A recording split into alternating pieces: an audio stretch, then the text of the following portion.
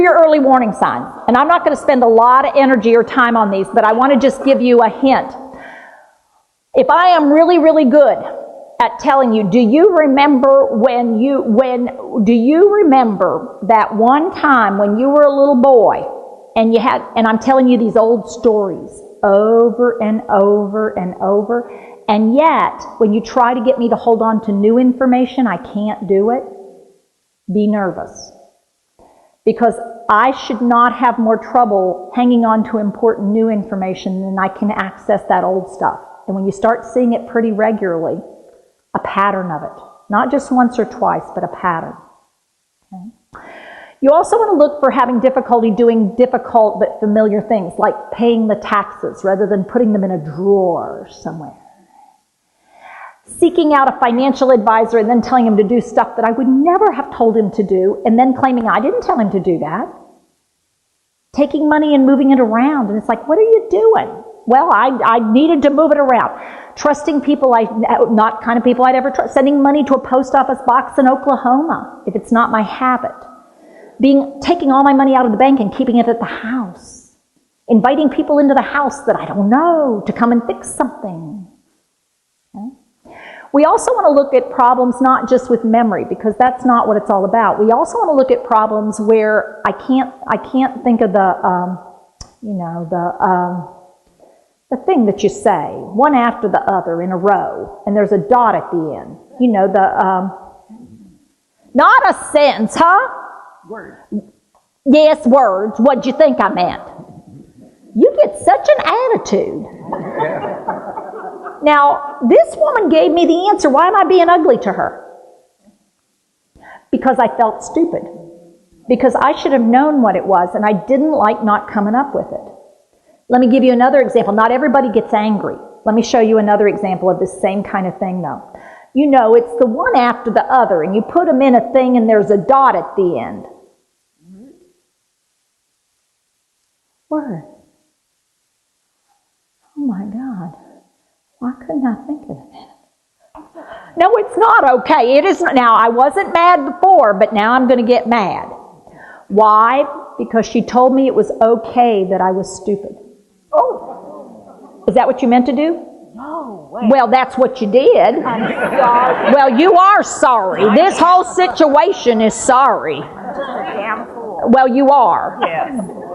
You're going to go straight to hell, too. That'll be okay. Now, this is where it feels like, and I'm going to be honest with you, sometimes as a care partner, it feels like no matter what you do, you're not right.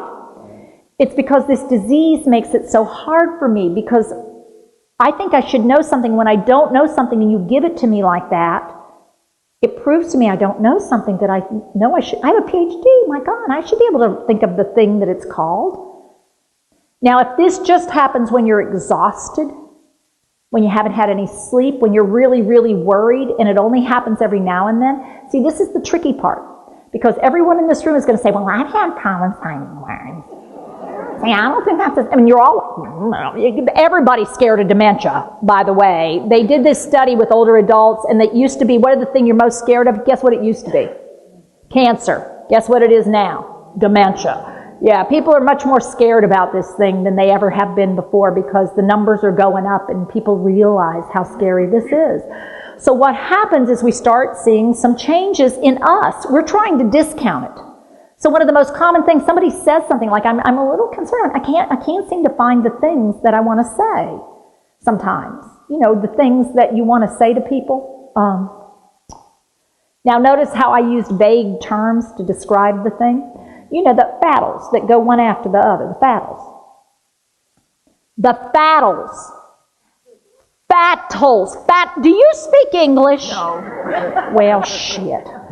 Now, these are all kinds of behaviors that just sort of, as you're seeing them, you're thinking, God, what's going on here?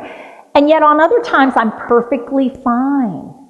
I could come up with words that aren't real words. It's called word salad. On the other hand, I might just speak vaguely. On the other hand, I might quit talking. It's real easy for us to sort of think, well, all people do that. Not to this, and you want to think of me. Who am I? What have I done? And if it's not consistent with me, you don't lose your speaking skills. with normal aging. You are a little bit more of who you've been, but it doesn't change dramatically. Your verbal linguistics stay the same. You're a little slower, but it's still the same. You have the same vocabulary. You actually have more vocabulary than you've ever had before. But it takes you longer to go find the words. So if people rush you, you will still hear anybody normal aging. Could you slow down just a minute? I'm going to tell you. That's normal between generations. It's also very normal for husband and wives to get on each other about this. Because I'll start, I was going to tell you that so-and-so came by yesterday. Yes, and he stopped and he said he was going to fix it. Can I tell the story or are you going to tell it? This is where sometimes you got to sort of sort out what's normal interactive behavior between people and what feels different. But after you've been around it for a while, you'll start to pick up on it if you're listening and paying attention. Another one is getting confused about place or time. So this is that getting lost driving business. This is getting on the interstate and getting turned around and not being able to think of which exit I'm looking for. It can also be getting lost in my life for a moment. So in a moment, I'm looking for the house I grew up in, not the current house. And so now I get to a place and it's like, God, how did I get here? Because I don't remember the process because I can't hold on to new stuff. And all of a sudden, I don't know why I got here. How did I get here? Somebody brought me here and left me here, and I'm here all alone. Oh my God, who is this? And I might look at somebody I've known very closely for years. And in that moment, who are you? Who are you, by the way? And you're my wife. You're my husband. Because in that moment, I'm thinking I'm 22 in that moment, and I am looking for the person in the wedding picture. Oh. And so what happens is I look at you and you scare me because it's like, oh my God, what are you doing in my house? Who are you? Especially at night. Oh. And my daughter is there and it's like, who are you? What are you doing here? Mom, you know who I am. No, I don't either. Who are you? I'm your daughter. Bullshit. I don't have a little girl. I have a little girl, but not anything as old as you. And you focus in on my distress, but what you're not realizing is how scary this is for me. I mean, this actually becomes really scary because in that moment, I'm lost. And so when my grandfather would say, where's Grandma? He in that moment truly believed he was in a place in his time in life that it would make sense that she was there. And when my mom would say, well, Grandpa, of course she's dead. Oh my God. He would grieve again the loss. And yet he couldn't hold on to that loss. So that's not the right answer. That's called reality orientation. We don't do that anymore.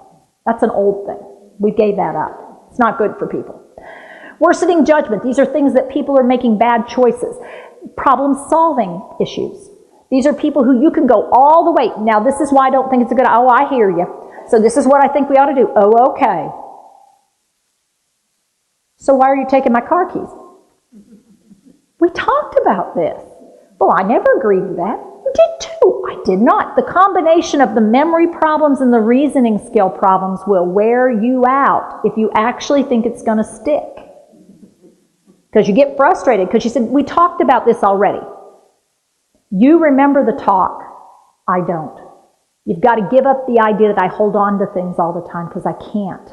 And so when I say, well, this is the first I've heard of it, your gut reaction, your automatic response to that, it is not the first time we've talked about this. You got to quit, stop, back up.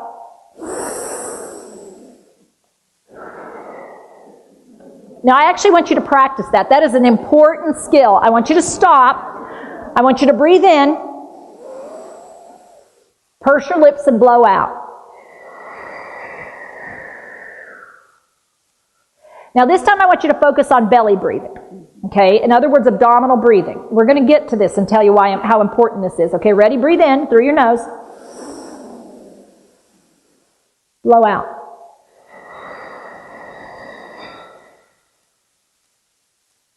One more time. Breathe in. Blow it out.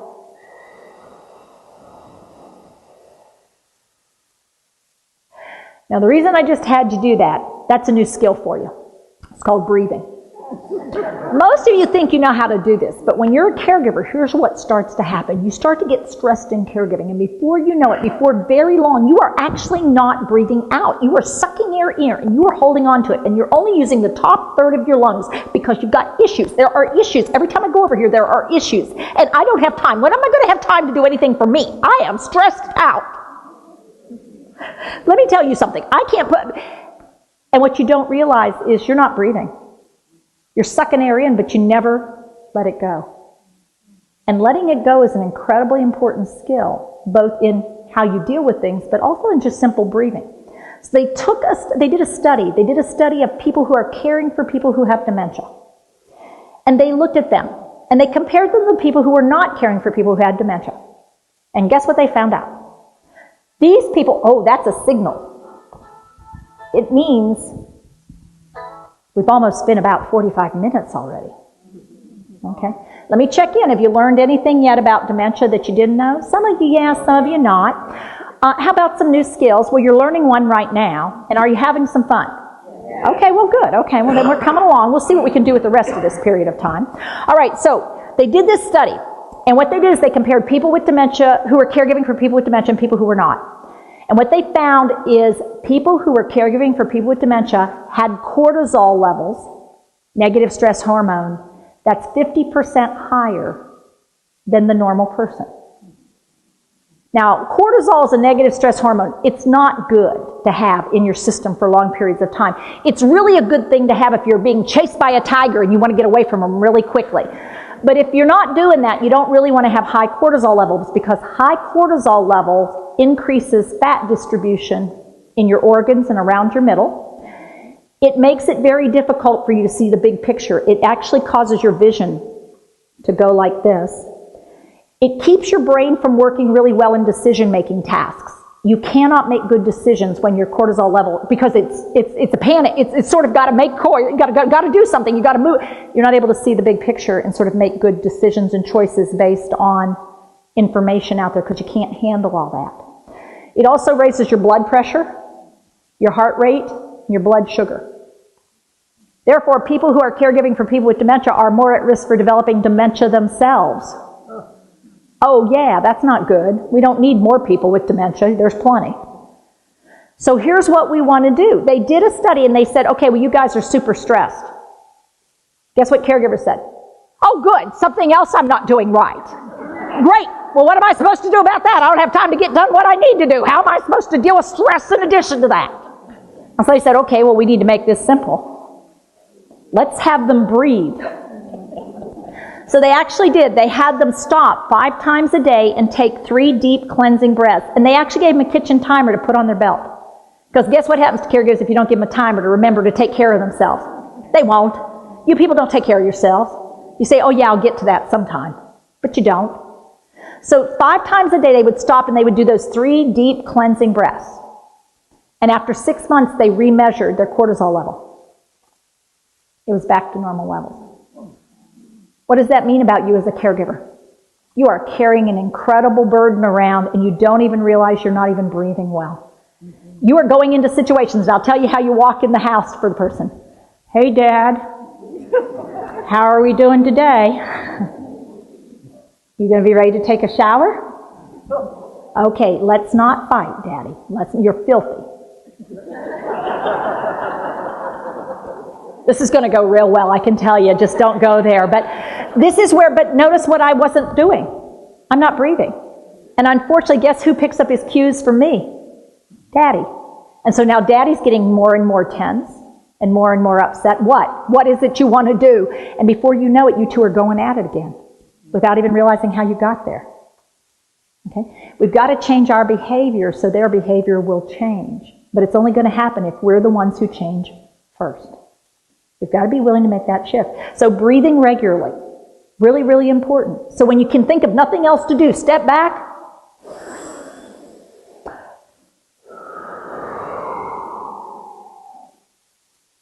You're not wanting to take a shower, I hear you. It's a much safer response. It's a response, not a reaction. You're actually thinking about what you're going to do. You're taking that moment to get yourself together before you try to help somebody else. You know what they say about that oxygen mask? Well, it's the same thing when it's caregiving. You've got to move out of caregiving to care partnering. So it means you have to think. Okay? Now, we could go over the rest of these, but I don't want to spend a whole lot of time. I do want to point out a couple of other things here, though. The loss of initiation. That's probably one of the ones that gets missed the most. Loss of initiation, it means I'm not doing things like I used to. I will talk about it, but I don't do it. So let's say I used to be very active in my faith community. I used to run a group of adults, and we do study. And now I've said, well, I'm not going to do that anymore. That I have given them a lot of time of my life, and I let somebody else step forward. Let somebody else do this kind of thing. I'm just not going to do it. Or I'm not going to go to church this Sunday, or I'm not going to go to temple this Sunday. I'll do it another time. I'll do it another time. I'm going to clean that up. I'm going to clean that all up. I'm going to get in that room and get it all dealt with. And not a thing gets done. It could be depression, but it might not be depression. It might be the first signs of dementia. Because one of the things that their brain can't do is figure out how to go from a thought to actually doing it. And so they get stuck. And so you get home and it's like, Mom, you didn't even eat the sandwich I left you. Well, I just wasn't hungry. It wasn't about being hungry. It's about not being able to get started, not being able to figure it out, not being able to know what to do first, what to do next, to sequence through it. This is where you go in and you see the bedroom, you're like, what have you done? Well, I was going to put it all away. It's all out. I know, I was sorting it. You were not. And so you're frustrated because every time you turn around, I tear things up in my effort to be helpful.